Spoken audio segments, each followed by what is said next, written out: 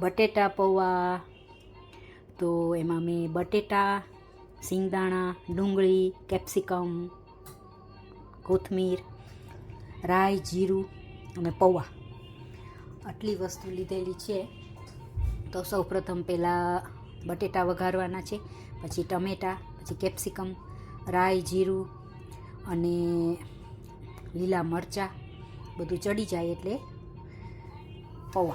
પૌવા થઈ જાય, પૌવા પલાળી દેવાના છે અને પછી 10 મિનિટ પછી પૌવા નાખી દેવાના છે. તો બટેટા પૌવા રેડી છે. તો એન્જોય spring.